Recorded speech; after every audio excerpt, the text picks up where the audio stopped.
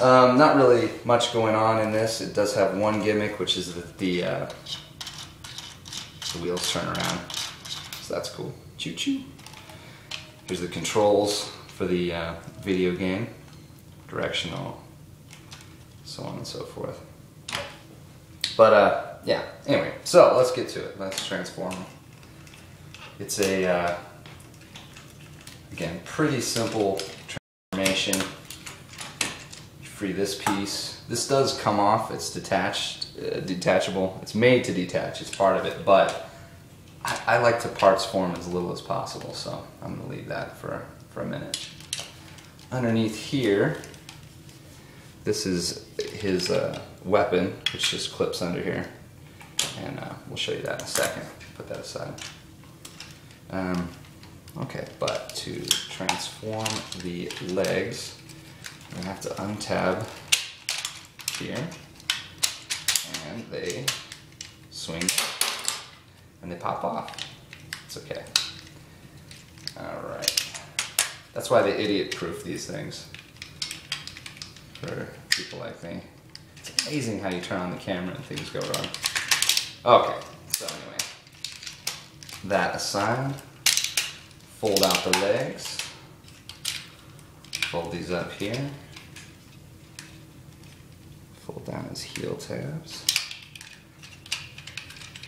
I really like the feel of this figure. It's extremely simple for the most part, but it's very satisfying. That kind of clunky G1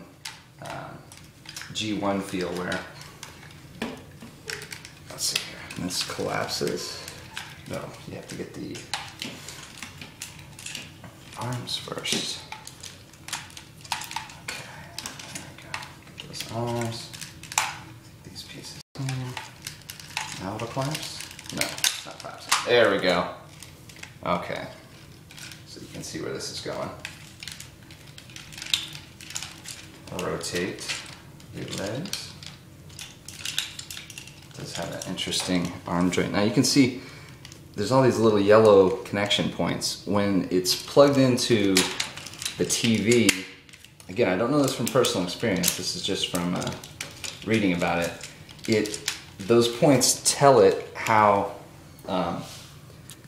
in what stage of transformation you're in, so that it can actually change what's on the screen to accurately reflect the toy that you have in your hand. It's a great concept. It's kind of sad that it didn't pan out, because I see a lot of potential for that kind of a thing, and certainly today they could do it really well. It would be very cool. But sadly, Webdiver didn't really work out. Okay, so here's the figure. This is his basic robot mode. He does have this front thing hanging off. Makes him back heavy, as you can see. Now, it does pop right off, and then he's much more stable. Now, this becomes a shield, if you want to call it that. Folds around, this piece flips out, and it's got a handle. Now, one thing about this, he doesn't hold it well.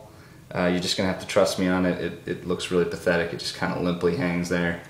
So I usually leave it attached and just make sure that he's securely posed. Here's his weapon. Now this he does hold pretty well. So we'll hook him up here. There you can see he's got his sword. It has a transformation, which is that you flip out this end. See if a grown man can correctly transform this child's toy. I'm failing. There we go. Okay, and then there's his rifle. So yeah, that's kind of doofy, but it is what it is. At least he's got a weapon. For the figure itself, he's got a face gimmick here, where if you open this piece flips down, reveals his face, and then this pops back on. It's really cool. You can actually see, it's hard to see on the video, but you can see his eyes peeking out from under there. The head does turn. It's harder to turn in this mode, but it does turn. I kind of like it like this better, but in terms of articulation, this rotates, goes out about that far. It's got elbow. He does have a wrist swivel, but it's only this far, which if you, for instance, want to have him holding something in his hand, you have to kind of twist the arm in a funny way to have the palm flat, but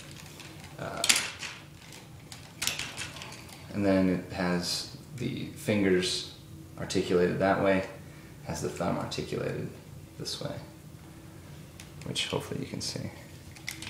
Yeah, thumb, fingers, rotation. Cool stuff there. The hips, these things are, they would be in the way, but look at how well they move, so you can kind of put them in the side here. It's gone all the way out to there. Forward, back. Has a knee. The feet though, you had luck. Nothing there. They just kind of do this. There's no thigh or there's no swivels, so you get nothing there. But you know, he's still fairly posable. He looks really good in my opinion. I think he's a cool looking robot. Just looking at him on camera right now, he looks kind of stiff, like he's just standing there.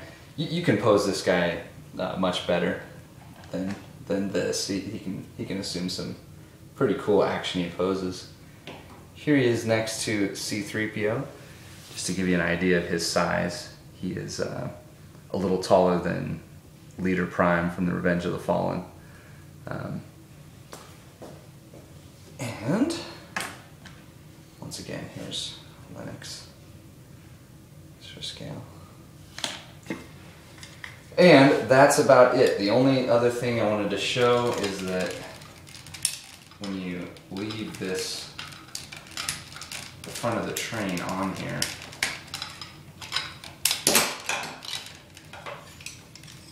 that's my fault, not the toys, so don't hold it against it. When you try to do things backwards, it doesn't work. Okay, so when you do have this in place, I'm just going to hunch him over for stability. The sword sticks right in there, so he can hold all his accessories from his train mode. Alright, that's Webdiver Gradion. Thanks for watching. Check out the TJ Omega and Bolt Matrix reviews for a little more in-depth on the series and stuff itself. But for now, thanks for watching.